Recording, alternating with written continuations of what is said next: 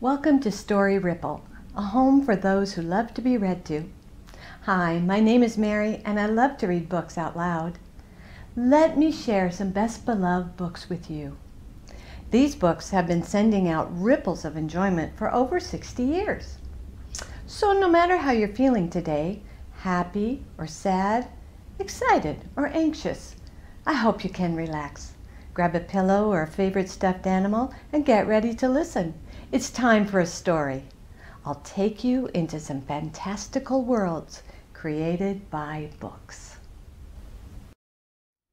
It is with great joy that I share with you My Father's Dragon by Ruth Stiles Gannett.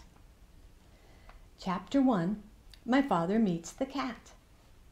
One cold, rainy day when my father was a little boy, he met an old alley cat on his street. The cat was very drippy and uncomfortable, so my father said, "Wouldn't you like to come home with me?" This surprised the cat. She had never before met anyone who cared about old alley cats. But she said, "I'd be very much obliged if I could sit by a warm furnace and perhaps have a saucer of milk." "We have a very nice furnace to sit by," said my father, "and I'm sure my mother has an extra saucer of milk." My father and the cat became good friends, but my father's mother was very upset about the cat. She hated cats, particularly ugly old alley cats. "Elmer Elevator," she said to my father, "if you think I'm going to give that cat a saucer of milk, you're very wrong. Once you start feeding stray alley cats, you might as well expect to feed every stray in town, and I'm not going to do it." This made my father very sad, and he apologized to the cat because his mother had been so rude. He told the cat to stay anyway, and that somehow he would bring her a saucer of milk each day. My father fed the cat for 3 weeks, but one day his mother found the cat's saucer in the cellar, and she was extremely angry. She whipped my father and threw the cat out the door. But later on, my father sneaked out and found the cat.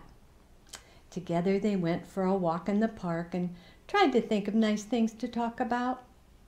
My father said, "When I grow up, I'm going to have an airplane. Wouldn't it be wonderful to fly just anywhere you might think of?" "Would you like to fly very, very much?" asked the cat. "I certainly would. I'd do anything if I could fly." "Well," said the cat, "if you'd really like to fly that much, I think I know a sort of a way you might get to fly while you're still a little boy." "You mean you know where I could get an airplane?" "Well, not exactly an airplane, but something even better. As you can see, I'm an old cat now, but in my younger days I was quite a traveler. My traveling days are over, but last spring I took just one more trip and sailed to the island of Tangerina, stopping at the port of Cranberry. Well, it just so happened that I missed the boat, and while waiting for the next, I thought I'd look around a bit. I was particularly interested in a place called Wild Island, which we had passed on our way to Tangerina. Wild Island and Tangerina are joined together by a long string of rocks, but people never go to Wild Island because it's mostly jungle and inhabited by very wild animals. So I decided to go across the rocks and explore it for myself. It certainly is an interesting place, but I saw something there that made me want to weep. Chapter 2, My Father Runs Away. Wild Island is practically cut in two by a very wide and muddy river, continued the cat. This river begins near one end of the island and flows into the ocean at the other.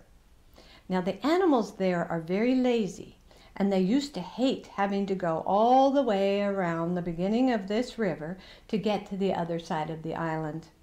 It was particularly inconvenient and mail delivery slow, particularly during the Christmas rush. Crocodiles could have carried passengers and mail across the river, but crocodiles are very moody and not the least bit dependable and are always looking for something to eat. They don't care if the animals have to walk around the river. So that's just what the animals did for many years. "But what does all this have to do with airplanes?" asked my father, who thought the cat was taking an awfully long time to explain. "Be patient, Elmer," said the cat, and she went on with the story. "One day, about 4 months before I arrived on Wild Island, a baby dragon fell from a low-flying cloud onto the bank of the river. He was too young to fly very well, and besides he had bruised one wing quite badly, so he couldn't get back to his cloud. The animals found him soon afterwards, and everybody said, 'Why, this is exactly what we've needed all these years.' They tied a big rope around his neck and waited for the wing to get well. This was going to end all their crossing the river troubles." "I've never seen a dragon," said my father. "Did you see him? How big is he?" "Oh, yes, indeed, I saw the dragon. In fact, we became great friends," said the cat. "I used to hide in the bushes and talk to him when nobody was around. He's not a very big dragon, about the size of a large black bear, although I imagine he's grown quite a bit since I left. He's got a long tail and yellow and blue stripes. His horn and eyes and the bottoms of his feet are bright red, and he has gold-colored wings." "Oh, how wonderful," said my father. "What did the animals do with him when his wing got well?" "They started training him to carry passengers, and even though he is just a baby dragon, they worked him all day and all night too sometimes. They made him carry loads that are much too heavy, and if he complains, they twist his wings and beat him. He's always tied to a stake on a rope just long enough to go across the river. His only friends are the crocodiles, who say hello to him once a week, if they don't forget. Really, he's the most miserable animal I've come across. When I left, I promised I'd try to help him someday, although I couldn't see how. The rope around his neck is about the biggest, toughest rope you can imagine, with so many knots it would take days to untie them all. Anyway, when you were talking about airplanes, you gave me an idea. Now, I'm quite sure that if you were able to rescue the dragon, which wouldn't be the least bit easy, he'd let you ride him almost anywhere, provided you are nice to him, of course. How about trying it?"